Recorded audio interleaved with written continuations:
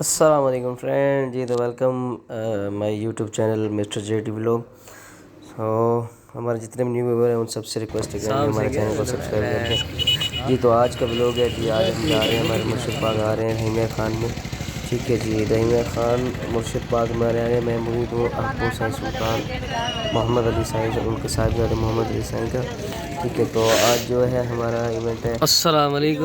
رحیمیہ خان میں. تو ہم یہ ساری پارٹی، یہ طیب بھائی ہیں، یہ ہمارے اور دوست ہیں، یہ طیب ڈرائیور بھائی ہیں ہے. اور یہ کیلنڈر ہیں طیب بھائی کیسے ساتھ. اور ابھی ہمارے کیسی دوست تیاری راستے جا میں رہی ہے آپ کچھ کی؟ آ رہے ہیں. انشاءاللہ جیسے ہی ہماری نہیں گاڑی جزاک کھلے اللہ گی ہم کھائیں نکل آپ. جائیں گے. تو جی سفر میں جو بھی گیدرنگ ہے وہ آپ کو دکھاتے چلیں گے انشاءاللہ. آئیے ہم نے نعت پاک صلی اللہ علیہ وآلہ وسلم سے پہلے تلاوت کی ہے، اس کے بعد اس کی ویڈیو نہیں بنا سکا. پھر اس کے بعد یہ محفل کی نعت پڑھی گئی ہے، اس کی ویڈیو میں بنا رہا ہوں.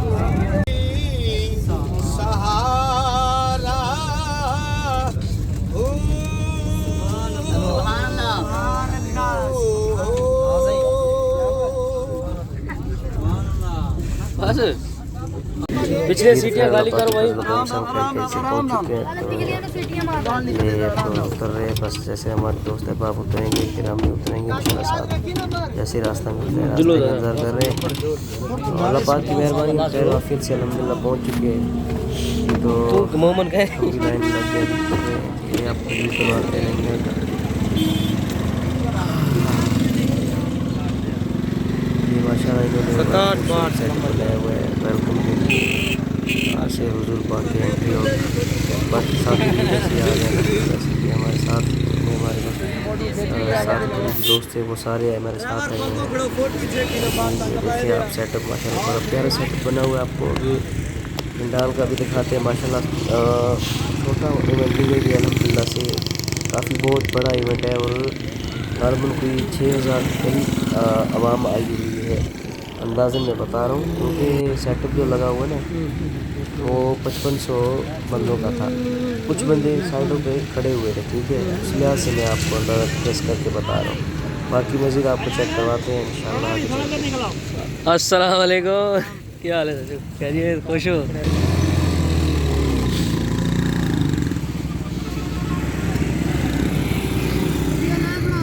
السلام علیکم. کیا فی الحال؟ ہوتا ہے حالات بدل جاتے ہیں. اسم اعظم کا وظیفہ ہے ہر غم کا علاج. لاکھ خطرے ہوں اسی نام سے ٹل جاتے ہیں. لاکھ خطرے ہوں بس اسی نام سے ٹل جاتے ہیں. اب کوئی زبان خاموش نہ رہے. تمام یہ احباب ایک مرتبہ بآواز بلند سرکار کی بارگاہ میں جھوم جھوم کے درود پاک کا نذرانہ پیش فرمائیں. صلی اللہ علیہ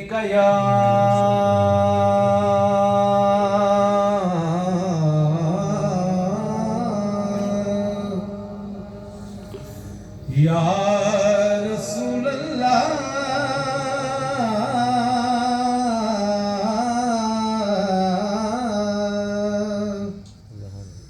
پڑھیے وسلم علیکہ یا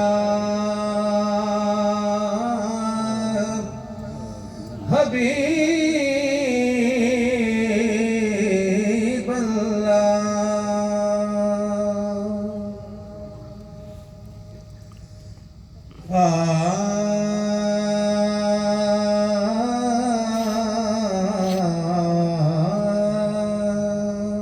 سبحان اللہ.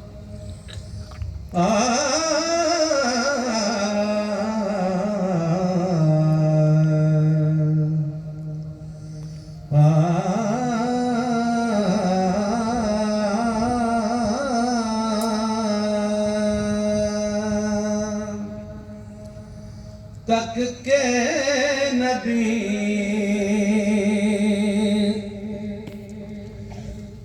کہ ہر کوئی تک کے نبی کہ ہر کوئی صاحب حسن ایویں ہو دل تک کے نبی کہ ہر کوئی صاحب حسن ایویں ہو دل کہندا پھرے فلکاں دا چل کہندا پھرے فلکاں دا چل عرشاں دے چل ایویں ہو دل تک کے نبی اسرار شب فرمایا رب جبریل رکھے تلیاں رب اسرار شب فرمایا رب جبریل رکھے تلیاں رب گھومن دے لئی چومن دے لئی گھومن دے لئی چومن دے لئی مٹھڑے مٹھن ایویں ہو دل تک کے نبی کہ ہر کوئی تک کے نبی اقصاد وچی بن مقتدی آکھن پئے سارے نبی اقصاد وچی بن مقتدی آکھن پئے سارے نبی وکھری ادا نام مصطفیٰ وکھری ادا نام مصطفیٰ رب دے سجن ایویں ہو دل تک کے نبی بھائیوں، بزرگوں اور ساتھیوں، السلام علیکم ورحمۃ اللہ وبرکاتہ۔ ناچیز، اپنے مختصر وقت میں آپ سے قرآن مجید کے حوالے سے 2-3 گزارشات کرے گا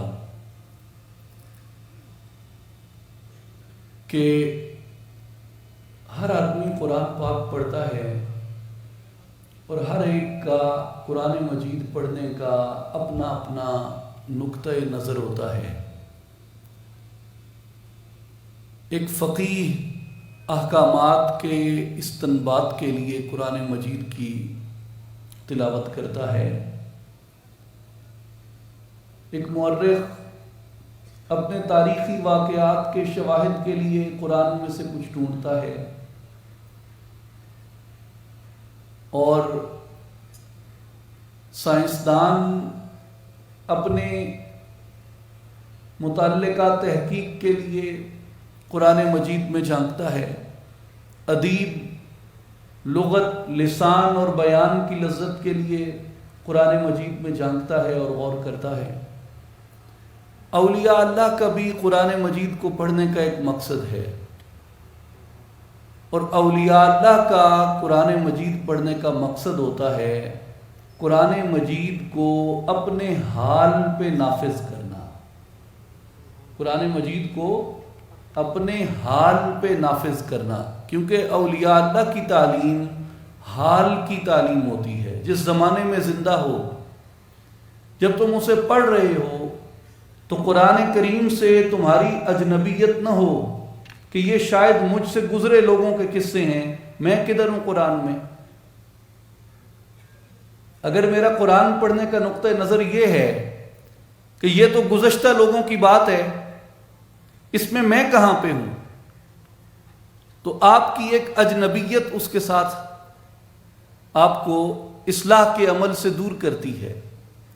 تو اولیاء اللہ یہ کہتے ہیں کہ قرآن مجید کو ایسے پڑھو جیسے یہ تمہارے حال پہ طاری ہو رہا ہے، اور اس کی ایک ایک بات تمہارے اپنے اندر اور تمہارے باطن کا تجزیہ کرنے میں تمہاری مدد کرے۔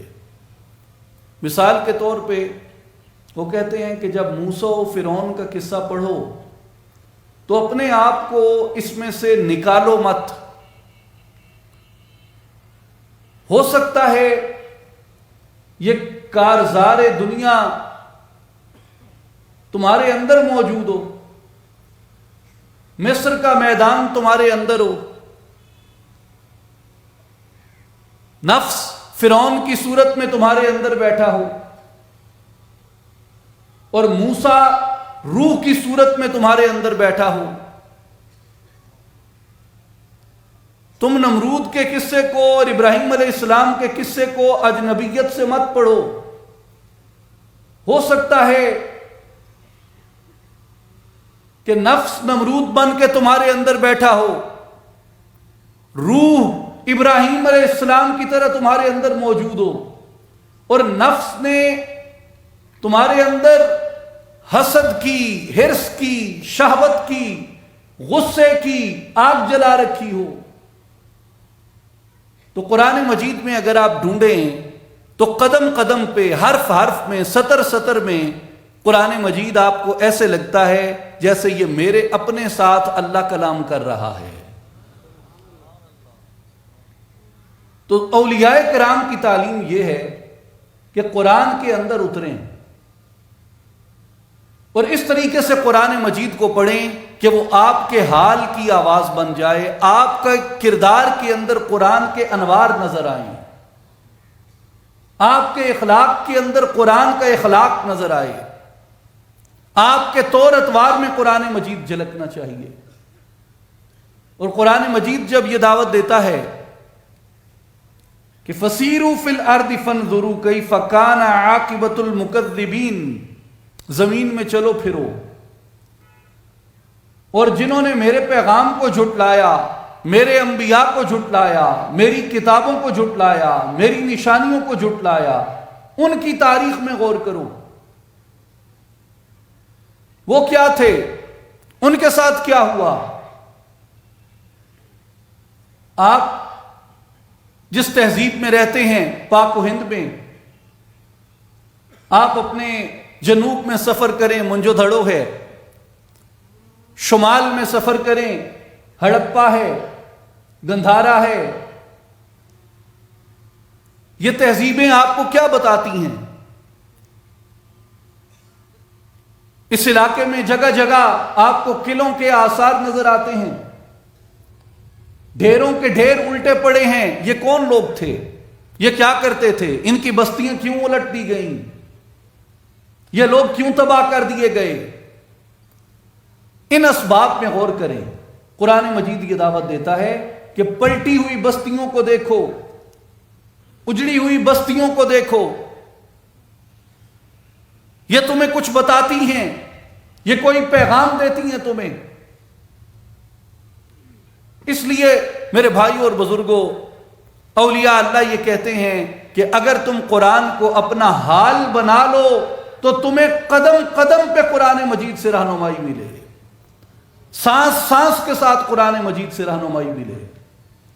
اور ہمارا مسئلہ یہ ہے کہ ہم قرآن مجید کو اپنے حال پہ نافذ نہیں کرتے، اپنے حال پہ اس کو منطبق نہیں کرتے۔ آپ کبھی غور کریں، اللہ نے قرآن مجید میں جتنے واقعات بیان کیے ہیں وہ کسی نہ کسی طرح ہماری زندگی کے ساتھ تعلق رکھتے ہیں۔ مثلا قرآن مجید میں سورہ زرار کا واقعہ بیان کیا گیا، مسجد زرار کا واقعہ بیان کیا گیا۔ مسجد زرار ایک مسجد تھی جو منافقین مدینہ نے مدینہ منورہ میں مسجد قباء کے قریب بنائی، اور معروف راہب تھا ابو عامر، پہلے وہ نبی پاک علیہ الصلوۃ والسلام کی آمد کے چرچے بیان کرتا، جب حضور جلوہ فرما ہو گئے تو منکر ہو گیا، جھٹلایا اس نے نبی پاک علیہ السلام کو۔ اور بدر کی لڑائی کے بعد احد میں چلا گیا، اور کئی سیرت نگاروں نے یہ لکھا ہے کہ احد میں جو سب سے پہلا تیر لشکر اسلام پہ چلایا وہ ابو عامر راہب نے چلایا تھا، اور احد سے وہ روم چلا گیا، اور روم سے جا کے اس نے منافقین مدینہ کو ایک چٹھی لکھی کہ اسلام کا شیرازہ بکھیرنے کے لیے، مسلمانوں کی جمعیت اور اتحاد کو ختم کرنے کے لیے، مسلمانوں کی یکجہتی کو ختم کرنے کے لیے، ان میں پھوٹ ڈالنے کے لیے ایک مسجد تیار کرو۔ کیا کرو؟ ایک مسجد تیار کرو۔ منافقین نے وہ مسجد بنائی، وہ مسجد بنا کے نبی پاک علیہ السلام کی بارگاہ میں حاضر ہوئے، اور بڑی انہوں نے آپ کی بارگاہ اقدس میں آ کے عرض کی کہ یا رسول اللہ، ہم نے مسجد بنائی ہے، کچھ ہمارے علاقے میں ایسے مسکین ہیں، ایسے ضعیف لوگ بھی رہتے ہیں، بارش آ جاتی ہے، کیچڑ ہو جاتا ہے تو وہ چل کے مسجد قباء تک نہیں جا سکتے، تو ہم نے ان لوگوں کی سہولت کے لیے ایک مسجد بنا دی ہے کہ چلیں ان کو قریب ہوگی۔ اور اندر کھوٹ یہ تھی کہ اس مسجد کے اندر بیٹھ کے وہ قباء کے لوگوں کو بھی اپنے حصار میں لے لیں گے، اور ارد گرد بھی اسلام کے خلاف تمام سازشوں کا گڑھ وہ مسجد بن جائے گی۔ اور نبی پاک کے پاس آ گئے، یا رسول اللہ، ہم نے مسجد بنائی ہے، آپ کرم فرمائیں اور تشریف لے آئیں، آپ کی تشریف آوری سے مسجد کی ایک سند بن جائے گی کہ اس میں نبی پاک علیہ السلام نے اپنے قدم رکھے ہیں۔ حضور نے کہا کہ ابھی تو ہم تبوک جا رہے ہیں، واپسی پہ دیکھیں گے۔ نبی پاک علیہ الصلوۃ والسلام آپ غزوہ تبوک میں تشریف لے گئے، اور جب آپ واپس مدینہ منورہ پہنچے تو بعض مفسرین لکھتے ہیں کہ ابھی حضور مدینہ میں داخل نہیں ہوئے تھے کہ ان کا ایک وفد پہنچا منافقین کا، یاد دہانی کے لیے کہ یا رسول اللہ، آپ واپس آ گئے ہیں، ہماری مسجد میں آپ تشریف لائیں۔ ابھی نبی پاک علیہ الصلوۃ والسلام کے پاس وہ وفد آیا ہی تھا کہ جبریل امین وہی لے کے آ گئے، والذین اتخذوا مسجدا درارا وکفرا وتفریقا بین المؤمنین وارصادا لمن حارب اللہ ورسولہ من قبل۔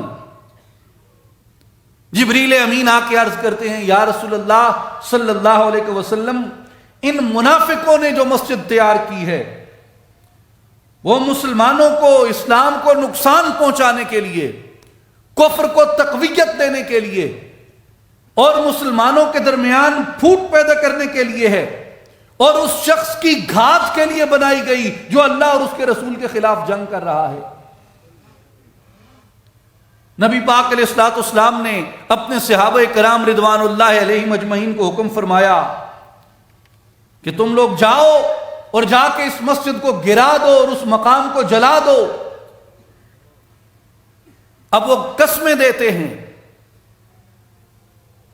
حلف دیتے ہیں کہ یا رسول اللہ، ہم نے تو اچھی نیت سے اس مسجد کو تعمیر کیا۔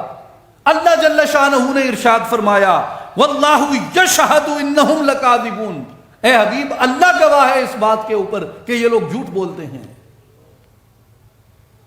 یہ مسجد انہوں نے بدنیتی کے اوپر بنائی ہے، یہ مسجد انہوں نے کفر کو تقویت دینے کے لیے بنائی ہے، اور اس لیے قرآن مجید میں اللہ تبارک و تعالی نے نبی پاک علیہ الصلوۃ والسلام کو اس مسجد میں جانے سے منع کیا کہ اے حبیب، آپ اس میں اپنے قدم نہ رکھیں۔ 4 خاصیتیں ان لوگوں نے اس مسجد کے اندر رکھی، اور ان لوگوں کی اپنی 4 خاصیتیں مفسرین بیان کرتے ہیں۔ پہلی خصلت یہ تھی کہ درارن، ان کا ارادہ نقصان پہنچانے کا تھا۔ دوسری خصلت ان کی یہ تھی کہ وہ کفرن، کفر کو تقویت دینا، وَتَفْرِيقًا بَيْنَ الْمُؤْمِنِينَ، تیسری خصلت ان کی یہ تھی کہ مسلمانوں کے درمیان پھوٹ پڑے، اور چوتھی خصلت ان کی یہ تھی کہ وہ ارصادا لمن حارب اللہ ورسولہ، اللہ اور اس کے رسول کے خلاف جو شخص پہلے سے جنگ کر رہا ہے اس کے لیے گھات کا ایک مرکز بن جائے۔ اس لیے اللہ نے فرمایا لا تقم فیہ ابدا، میرے حبیب اس مسجد میں کبھی قدم نہ رکھیے گا۔ میرے بھائیوں اور بزرگوں، میرے دوستوں اور ساتھیوں، آپ غور کریں، بظاہر یہ ایک تاریخ کا واقعہ ہے، وہ تب ہوا گزر گیا، منافقین نے مسجد بنائی، نبی پاک کے پاس اس کی سند کے لیے آئے، جبریل امین وحی لے کے آئے، نبی پاک کو بتایا کہ یہ اس مقصد کے لیے بنائی گئی ہے۔ حضور کے صحابہ گئے، انہوں نے مسجد گرائی، اس مقام کو جلا دیا۔ اب غور کیجئے، بظاہر یہ واقعہ گزر چکا، بظاہر یہ قصہ گزر چکا، اب بظاہر یہ ایک تاریخ کا حصہ ہے،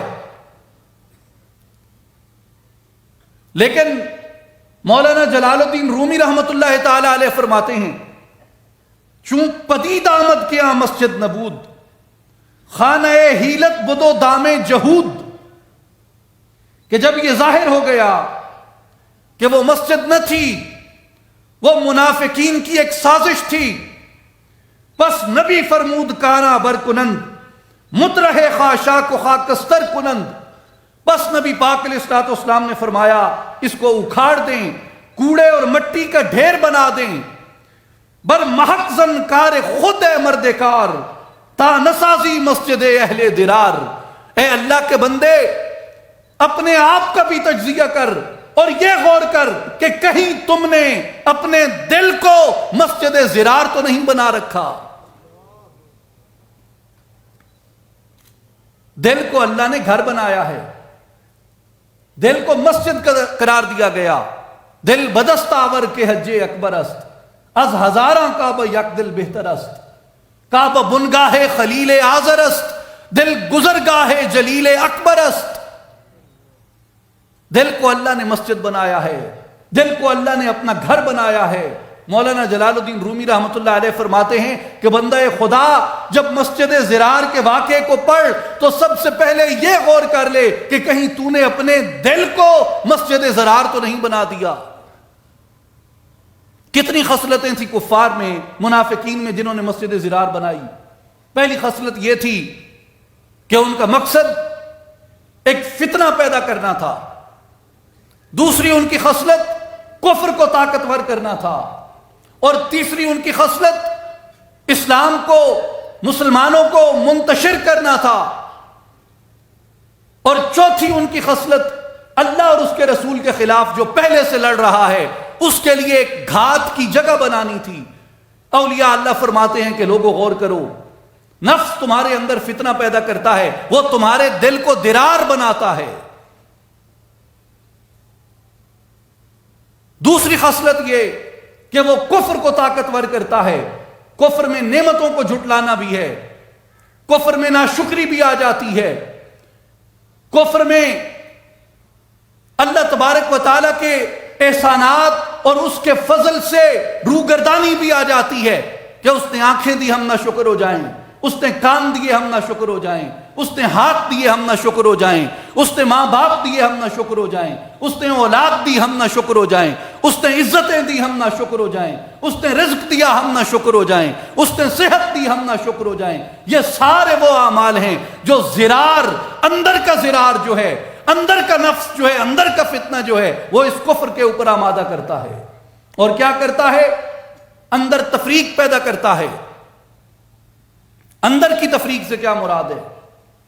جیسے قرآن مجید میں یہ فرمایا گیا وَاعْتَصِمُوا بِحَبْلِ اللَّهِ جَمِيعًا وَلَا تَفَرَّقُوا، اللہ کی رسی کو مضبوطی سے پکڑ لو اور تفرقے میں مت پڑو۔ ایک تو یہ کہ نفس کی یہ کوشش ہوتی ہے، شیطان کی یہ کوشش ہوتی ہے ایک مسلمان کو دوسرے مسلمان کے خلاف ابھارے اور لڑائے۔ دوسری کوشش یہ ہوتی ہے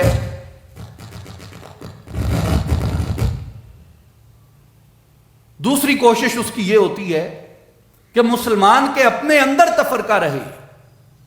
اب ایک تفرقہ باہر ہے، ایک تفرقہ اندر ہے.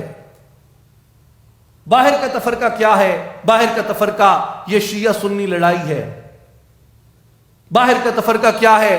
میرا مسلک تیرا مسلک، میری مسجد تیری مسجد، میری اینٹ تیری اینٹ، اس کا ملا اس کا ملا، یہ کافر وہ مشرک، یہ بدتی وہ گستاخ. یہ باہر کا تفرقہ ہے. اور قرآن نے اس تفرقے سے منع کیا اور کہا کہ اس تفرقے میں پڑھو گے تو اہل کفر کے سامنے تمہاری ہوا نکال دی جائے گی، تمہارا دبدبہ ختم کر دیا جائے گا، تمہارا رعب ختم کر دیا جائے گا. آج دیکھیں دنیا اسلام میں ہمارے ساتھ یہی ہو رہا ہے. دوسری بات، اندر کا تفرقہ. اندر کا تفرقہ کیا ہے؟ جسم کسی اور طرف راغب ہے، عقل کسی اور طرف راغب ہے، اور دل کسی اور طرف راغب ہے. یعنی جسم کی منزل کچھ اور ہے، عقل کی منزل کچھ اور ہے، اور دل کی منزل کچھ اور ہے. جسم کی منزل کیا ہے؟ جسم کی منزل کو ہم نے محض لذات نفسانیہ کا حصول رکھ لیا ہے. جو لذت یہ جسم حاصل کر سکتا ہے، ہم نے یہ سمجھا کہ اس جسم کا کام اتنا ہی ہے. عقل کی منزل کیا ہے؟ عقل کی منزل ہے مکر، فریب، دجل، جھوٹ. اور دل کی منزل، دل کو ہم نے کسی کار میں لایا ہی نہیں. لیکن اولیاء اللہ فرماتے ہیں کہ قرآن مجید یہ تلقین کرتا ہے کہ لوگوں اپنے اندر وحدت پیدا کرو، اپنے جسم کو اللہ کی اطاعت کی لذت سے سرشار کرو، اپنی عقل کو نبی پاک علیہ السلام کی سنت و شریعت کے اندر لے کے آؤ، اور اپنے دل کو یاد الہی سے منور کر دو. تمہارے وجود کا تفرقہ ختم ہو جائے گا. وجود کا تفرقہ ختم کرو، اپنے اندر کا تفرقہ ختم کرو. باہر کا تفرقہ خود بخود مٹ جاتا ہے، لیکن جب اندر تفرقہ ہے تو باہر تفرقہ کیسے ختم ہوگا؟ اور چوتھی خصلت کفار کی یہ تھی اس مسجد کے بنانے میں کہ تمہارے اندر ایسی گھات کی جگہ بن جائے جہاں سے جو پہلے ہی اللہ اور اس کے رسول کے خلاف جنگ کر رہا ہے اس کی گھات کی جگہ بن جائے. تو وہ فرماتے ہیں کہ اس سے مراد یہ ہے کہ دل کو اللہ کا مرکز بنانے کی بجائے، دل کو اللہ کی جلوہ گاہ بنانے کی بجائے دل کو شیطان کی آماجگاہ بنا دیا جائے. اس لیے بزرگان دین فرماتے ہیں کہ لوگوں، ایک گھر اللہ نے تمہیں دیا ہے کہ اس گھر کے اندر چور اور ڈاکو کو داخل نہ ہونے دو. اور وہ گھر کیا ہے؟ وہ گھر تمہارا دل ہے.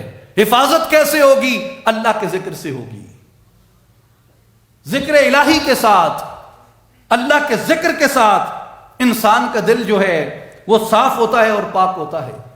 اب میرے بھائی اور بزرگوں غور کیجئے، ہم سب الحمدللہ مسلمان ہیں اور نبی پاک شہ الاولاق صلی اللہ علیہ وآلہ وسلم کے امتی ہونے کے ناطے ہم سب یہ کوشش رکھتے ہیں اور خواہش رکھتے ہیں کہ رب العالمین میں گناہ گار ہوں، میں خطا کار ہوں، میرے اندر عیب ہیں، میرے اندر نقائص ہیں، میرے اندر گناہ ہیں، میرے اندر غفلتیں ہیں، میرے اندر سرکشیاں ہیں، مگر اس سب کے باوجود میں امیدوار ہوں کہ مجھے مرنے سے پہلے ایک مرتبہ نبی پاک کی زیارت عطا فرما.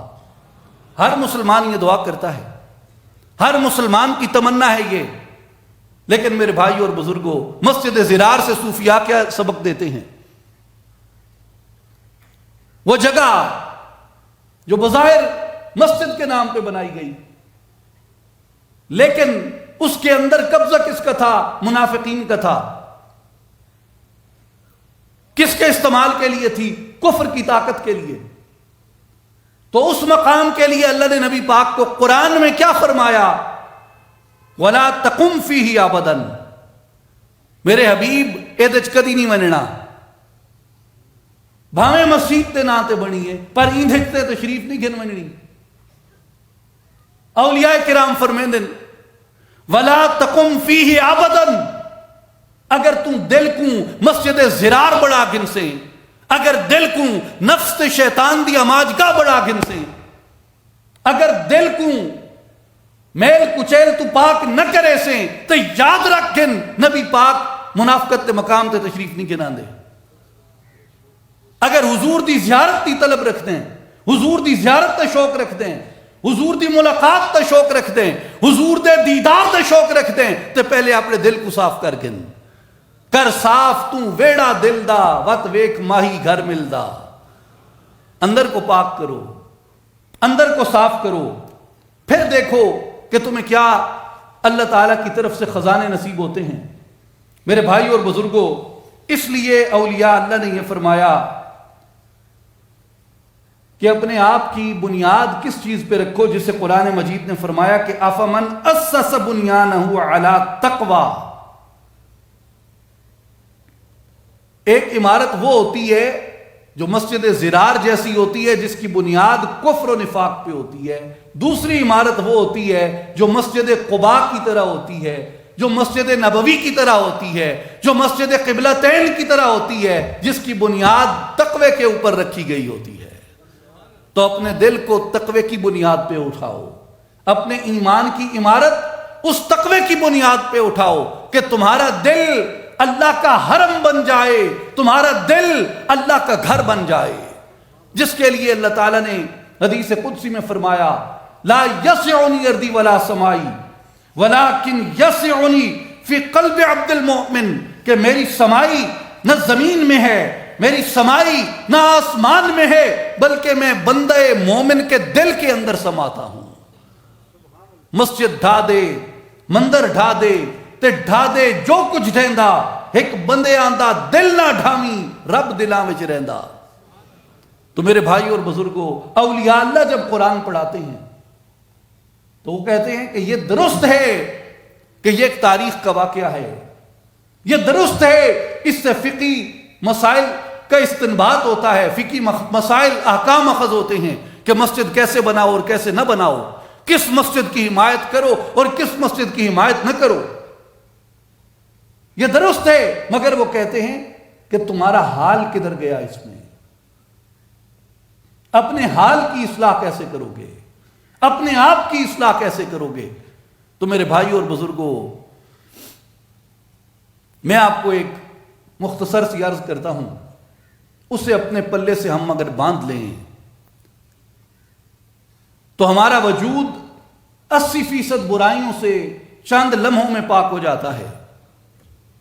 قرآن کو جب پڑھیں، قرآن کو جب پڑھیں تو قرآن کو اولیاء اللہ کی اپروچ سے پڑھیں۔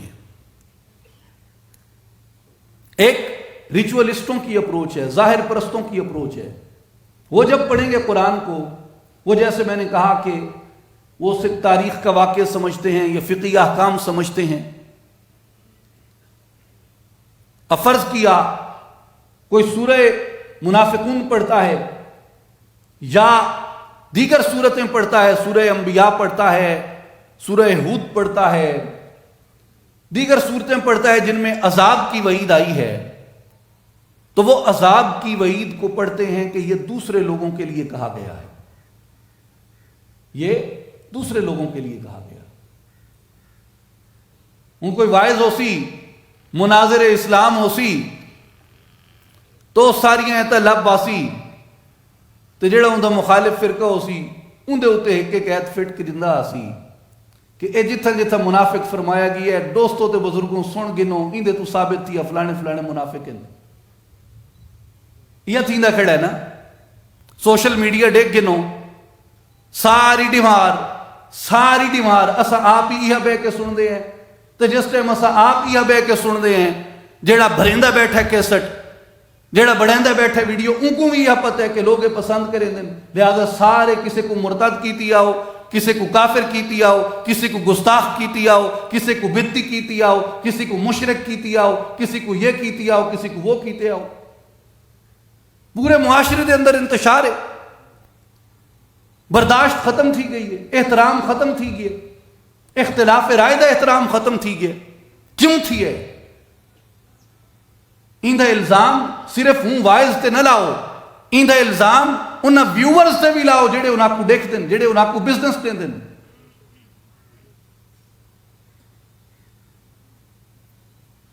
میرے بھائی اور بزرگوں، اے انتشار کیویں ختم تھی سی؟ اے انتشار اون ٹائم ختم تھی سی جس ٹائم میڈی نظر کفر دی آیات کو پڑھ کے کسے بے دے کفر دی بجائے اپنے اندر دے کفر تے ویسی، جس ٹائم نفاق دی آیات پڑھ کے کسے بے دے اندر منافقت کو تلاش کرن دی بجائے اپنے اندر منافقت کو تلاش کرن تے ویسی، جے ٹائم حضرت امام سری سختی رحمت اللہ علیہ، کون امام سری سختی ہیں؟ جنید بغدادی دے مرشد، جیسے صوفیاء اس زمین نے پیدا بھی نہیں کیتے ہوئے۔ امام سری سختی رحمت اللہ علیہ خوف تو شیشہ نین دے دے، خوف تو شیشہ نین دے دے، اپنی شکل کیکوں چنگی نہیں لگ دی، بوتھی ہوئے نہ ہوئے سیلفی نے ڈبی کھڑے ہیں اسی۔ امام سری سختی کے فرمائے شیشہ نین دے دے، خوف کریں۔ جنید بغدادی نے عرض کی تھی سرکار کیڑی گل دا خوف فرمائندے ہو؟ تو امام سری سختی نے فرمایا میں کو خوف آندا ہے شیشہ دے دے ہاں کہ میرے اندر اتنی غفلت ہے میرے چہرے تے پھٹکار تے نہ پہ گئی ہوئے۔ ایو لوگ ہیں کہ وہ ہر برائی کو اپنے اندر منسوب کریں دن، ہر عیب کو اپنے اندر منسوب کریں دن، ہر خطا کاری کو اپنے اندر منسوب کریں دن۔ مولا میرے تو بدکار کون پیدا ہوئے ہو سی؟ میرے تو زیادہ غافل کون پیدا ہوئے ہو سی؟ میڈے کنے زیادہ تیڑے کنے دور کون پیدا ہوئے ہو سی؟ میرے بھائی اور بزرگوں، قرآن دے وچ جتھے عذاب دی آیت اولیاء کرام کو نظر آندی ہے وہ سمجھتے ہیں کہ این دا مصداق میں آ، ایک قیامت دی دہاڑ میڈے دے نافذ تھی وے، اور جتھاں وہ فضائل پڑھتے ہیں مومنین دے، مسلمانہ دے، اہل ایمان دے، وہ اندھے تو مراد نبی پاک علیہ السلام دی امت دے دیگر افراد کو گندے ہیں، اپنا آپ نے گندے۔ اس لیے میرے بھائی اور بزرگوں، میرے دوستوں اور ساتھیوں، قرآن مجید کو جب بھی آپ پڑھیں آپ اولیاء کی اپروچ سے پڑھیں، اپنا تجزیہ کریں کہ قرآن کی اس آیت، اس حکم، اس واقعے کے تحت میں کہاں پہ ہوں۔ مثال کے طور پہ آپ حضرت نوح علیہ السلام کا واقعہ دیکھیں، طویل واقعہ ہے، میں اس کی تفصیل میں نہیں جاتا۔ ایک بات اس میں، اس واقعے کا ایک جز ہے، اس جز میں غور کریں۔ سیدنا نوح علیہ السلام اپنے بیٹے کو مخاطب کر کے کہتے ہیں یا بنی ارکب معنا ولا تکن مع الکافرین، میرے بیٹے اللہ کا عذاب آ گیا ہے، کفار کے ساتھ نہ کھڑا ہو، آ میری کشتی نجات پہ سوار ہو جا۔ بیٹے نے کیا کہا؟ چونکہ عذاب کو وہ سنجیدہ نہیں لیتے تھے، عذاب کو سنجیدہ نہیں لیتے تھے۔ یہ بھی بات یاد رکھیں کہ جو اللہ کے عذاب کو سنجیدہ نہیں لیتے اور یہ سمجھتے ہیں کہ ہم پہ پکڑ نہیں آئے گی، ان کا انجام کنان جیسا ہوتا ہے۔ نبی پاک جلوہ فرما ہوئے، ہم پہ وہ عذاب تو نہیں آئے جو پچھلی امتوں پہ آئے، جیسے عاد پہ آیا، سمود پہ آیا، قوم نوح پہ آیا، دیگر امتوں پہ آیا، دیگر قوموں پہ عذاب آئے، ہم پہ وہ عذاب نہیں آئے۔ مگر اس کا یہ مطلب نہیں ہے کہ عذاب کی کوئی صورت ہم پہ طاری نہیں ہوتی۔ میرے بھائی اور بزرگوں، کبھی اللہ کے عذاب کو مت جھٹلاؤ، کبھی اس کا انکار مت کرو، خطا کرتے ہوئے کہ شاید ہم عذاب سے بچ جائیں گے۔ اس کی لاٹھی بے آواز ہے، جب تک اس نے ڈھیل دے رکھی ہے اس ڈھیل کو وقتی ڈھیل سمجھو، اس کی قدرت بھولتی نہیں ہے، اس کی قدرت میں بھولنا نہیں ہے، وہ سبحان ہے، وہ بھولنے سے پاک ہے، وہ ہر کمزوری سے پاک ہے۔ بھولنا نسیان ایک کمزوری ہے اور وہ کمزوری سے پاک ہے۔ نوح علیہ السلام کے بیٹے نے کہا کہ عذاب مجھے کچھ نہیں کہتا، قال سآوی الی جبل یعصمنی من الماء، اس نے کہا میں پہاڑ کی پناہ لے لوں گا، اونچے پہاڑ پہ چڑھ جاؤں گا، کتنا اونچا طوفان آ جائے گا، پہاڑ سے بھی اونچا طوفان آئے گا، میں پہاڑ پہ چڑھ جاؤں گا۔ مولانا جلال الدین رومی رحمت اللہ تعالی علیہ فرماتے ہیں کہ اس نے پہاڑ کی پناہ لی، سبب کی پناہ لی، مسبب الاسباب کے حکم کو ترک کر دیا۔ میرے بھائیو، تین چیزیں ہوتی ہیں۔ اللہ مسبب الاسباب تھا، وہ کشتی نجات کا سبب تھی، اللہ اسباب بنانے والا تھا، وہ کشتی نجات کا سبب تھی، نوح علیہ السلام وسیلہ تھے اس سبب تک پہنچنے کا۔ بیٹے نے کیا کیا؟ اس نے مسبب کو بھی جھٹلایا، وسیلے کو بھی جھٹلایا اور کشتی نوح کو ترک کر دیا۔ نتیجہ کیا نکلا؟ غرق ہو گیا۔ ان دونوں کے درمیان لہر آئی اور لہر اسے بہا کے لے گئی۔ اور وہ یہ مان رکھتا تھا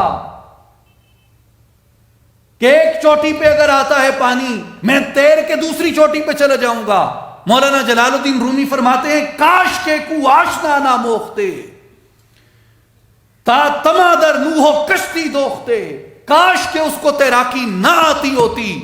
اگر اسے تیراکی نہ آتی ہوتی وہ اپنے زندہ رہنے کو کشتی اور نوح کی طرف منسوب کرتا۔ بعض دفعہ ہنر زندگی دیتا ہے، بعض دفعہ ہنر موت دے دیتا ہے۔ لیکن کنعان کو ہنر نے کیا دیا؟ اسے تیراکی کا ہنر آتا تھا۔ کنعان کو ہنر نے کیا دیا؟ موت دی۔ لیکن آپ اور میں اگر تیراکی جانتے ہیں، ہم کیا سمجھتے ہیں کہ تیراکی جاننا زندگی بخش فعل ہے یا موت بخش فعل ہے؟ زندگی بخش فعل ہے نا، کہ کہیں تیرنا پڑتا ہے تو تیر لیں گے۔ اگر اس فعل سے کنعان بچ سکتا تو بچ جاتا۔ تو معلوم ہوا کہ جب آپ اللہ کے امر کے خلاف کھڑے ہوں، نبی کی شریعت کے خلاف کھڑے ہوں، اس پہ توکل کو ترک کر کے کھڑے ہوں، آپ کو ہنر بھی کام نہیں آتے۔ ہنر آپ کے لیے باعث موت بن جاتے ہیں۔ چون قضا آیت طبیب ابلا شبد، جب قضا لکھی ہوئی ہوتی ہے حکیم آپ کو موت کی دوا دیتا ہے۔ آپ شہد لیتے ہیں وہ زہر بن جاتا ہے۔ اس لیے میرے بھائیوں اور بزرگوں، اولیاء اللہ نے اور صوفیاء نے یہ فرمایا کہ جو کنعان تھا وہ عقل کے پہاڑ پہ کھڑا تھا، عقل کے پہاڑ پہ کھڑا تھا، اور عقل کے پہاڑ پہ کھڑے ہو کے وہ نوح علیہ السلام کی شریعت کا جائزہ لے رہا تھا۔ لیکن اگر اس نے نوح علیہ السلام کی شریعت کے تابع ہو کے عقل کے پہاڑ کا جائزہ لیا ہوتا تو کبھی موت کا شکار نہ بنتا۔ تو وہ کہتے ہیں کہ عقل کا انکار نہ کرو مگر اپنی عقل کو شریعت نبی کے تابع کر دو۔ عقل کا انکار نہ کرو مگر اپنی عقل کو کسی نبی کی شریعت کے تابع کر دو۔ اس لیے مولانا رومی فرماتے ہیں عقل قرباں کن بپیش مصطفیٰ، تو ذہین ہوگا، فتین ہوگا، پڑھا لکھا ہوگا، دانشور ہوگا، سائنس جانتا ہوگا، ہنر جانتا ہوگا، کمالات جانتا ہوگا، نجوم جانتا ہوگا، سارا کچھ جانتا ہوگا، مگر اپنے سارے علم کے باوجود، ہنر کے باوجود، پیشے کے باوجود، فن کے باوجود نبی کی اطاعت سے انکار نہ کر۔ جس نے اپنی ذہانت کے بل بوتے پہ نبی کی نبوت کا انکار کیا، جس نے اپنے ہنر کے بل بوتے پہ کسی رسول کو جھٹلایا، کتاب کو جھٹلایا، وحی کو جھٹلایا، اس کا انجام قرآن بتاتا ہے، اس کا انجام کنعان جیسا ہوگا۔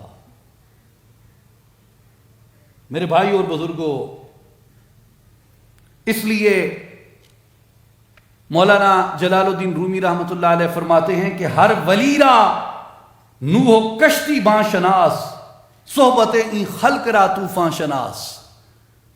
ایک اور تناظر میں بات کرتے ہوئے وہ کہتے ہیں کہ خدا کے بندو، جو مخلوق کی سنگت ہوتی ہے، اب نوح علیہ السلام کے بیٹے کو کس نے مروایا؟ سنگت نے۔ پسر نو با بداں بنشست خاندان نبوتش گم شد. نوح علیہ السلام کا بیٹا بروں کی مجلس میں بیٹھا، نبوت کا خاندان گما بیٹھا. بروں کی صحبت، بروں کی مجلس نبی کے بیٹے سے نبوت کا خاندان چھین لیتی ہے. تو وہ کہتے ہیں کہ بروں کی مجلس میں بیٹھو گے تو برے اپنے جیسا برا کر دیں گے، نیکوں کی مجلس میں بیٹھو گے نیک تمہیں اپنے جیسا بنا دیں گے. جو چیز آگ میں جاتی ہے آگ اسے اپنے جیسا کر دیتی ہے.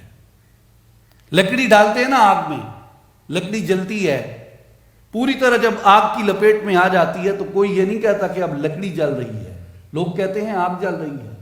انگارہ ہے، وہ انگارہ کیا ہوتا ہے؟ لکڑی ہوتا ہے. کہتے ہیں انگارہ ہے. کوئلہ ہے تو بجھا ہوا بھی تو ہوتا ہے، مگر جب اسے آگ لگتی ہے تو کہتے ہیں کہ یہ بھی انگارہ ہے. تو جو آگ میں گیا آگ جیسا ہو گیا،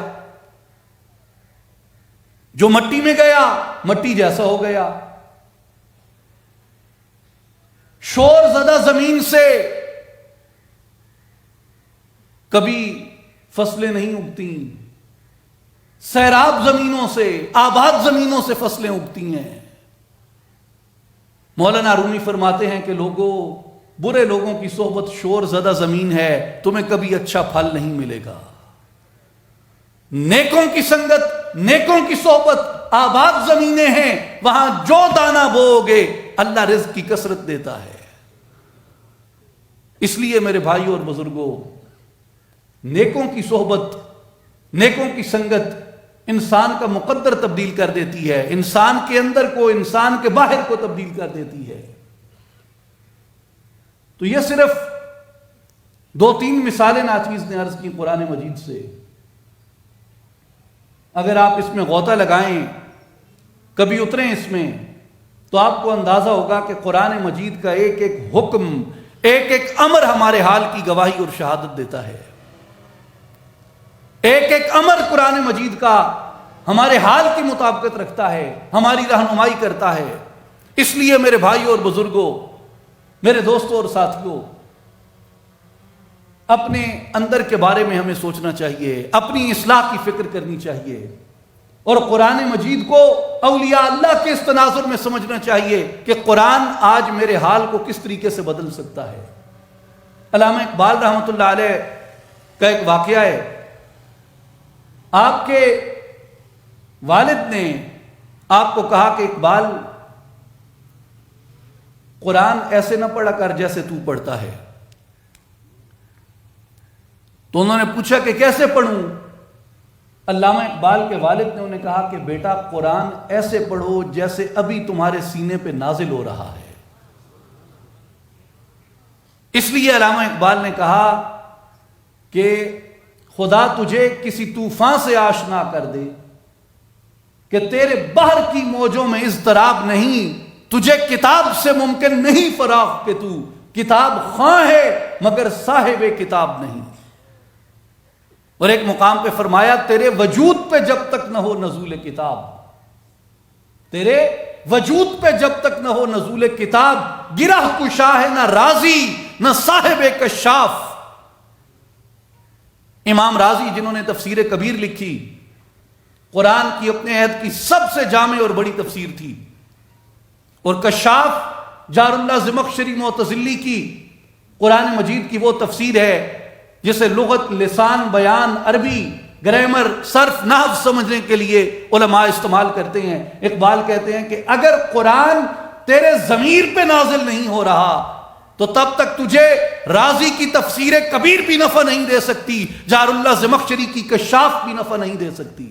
قرآن نفع تب دے گا جب تیرے ضمیر پہ اترے گا، جب تیرے کردار کو بدلے گا، جب تیری گفتار کو بدلے گا، جب تیرے ہونے کو بدلے گا. تو میرے بھائی اور بزرگوں، اصلاحی جماعت کی یہی دعوت ہے کہ آئیں قرآن مجید کو کتاب حال کے طور پہ پڑھیں، قرآن مجید کو اپنی اصلاح کے لیے پڑھیں، قرآن مجید کو اپنی زندگی بدلنے کے لیے پڑھیں. اور یہ کیسے نصیب ہوتی ہے نظر؟ یہ نظر نصیب ہوتی ہے اپنے نفس کے تجزیے سے، اپنے نفس کے تزکیے سے. ہر ایک آیت عذاب کو، ہر ایک آیت نفاق کو، ہر ایک ایسی آیت کو جو کسی کے نفاق کی وضاحت کرتی ہے، عذاب کی وضاحت کرتی ہے، اسے اپنے نفس پہ منطبق کریں، اپنے آپ کو اس کے روبرو لائیں، اپنے آپ کا تجزیہ کریں کہ اس میں آج میں کہاں کھڑا ہوں، میں فرعون کی طرف کھڑا ہوں یا موسیٰ کی طرف کھڑا ہوں، میں ابراہیم کی طرف کھڑا ہوں یا نمرود کی طرف کھڑا ہوں، میں داؤد کی طرف کھڑا ہوں یا جالوت کی طرف کھڑا ہوں، میں سلیمان کی طرف کھڑا ہوں یا سورج پرستوں کی طرف کھڑا ہوں، میں عیسیٰ کی طرف کھڑا ہوں یا ظلم کرنے والوں کی طرف کھڑا ہوں، میں نوح کی طرف کھڑا ہوں یا کنعان کی طرف کھڑا ہوں، میں آدم کی طرف کھڑا ہوں یا ابلیس کی طرف کھڑا ہوں، میں محمد مصطفیٰ کی طرف کھڑا ہوں یا ابو لہب کی طرف کھڑا ہوں، میں کس طرف کھڑا ہوں؟ ستیزہ کار رہا ہے ازل سے تا امروز، چراغ مصطفی سے شرار بولہبی۔ میرے بھائیوں اور بزرگوں، مصطفیٰ کا نور وہیں پہ آتا ہے جو سینہ تقوی سے روشن ہوتا ہے۔ تو میں اختتام سے پہلے آپ تمام دوستوں کو، بزرگوں کو، بھائیوں کو یہی دعوت عرض کروں گا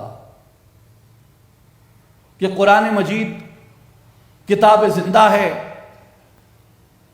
اور آخری کتاب ہے، ایسی کتاب ہے جس کے بعد کوئی کتاب نہیں، ایسی وحی ہے جس کے بعد کوئی وحی نہیں، اس نبی پہ آئی جس نبی کی نبوت کے بعد کوئی نبوت نہیں، اس رسول پہ آئی جس کے بعد کوئی رسالت نہیں، قیامت تک کے لیے آخری کتاب ہے۔ اس کتاب کو تھام لو۔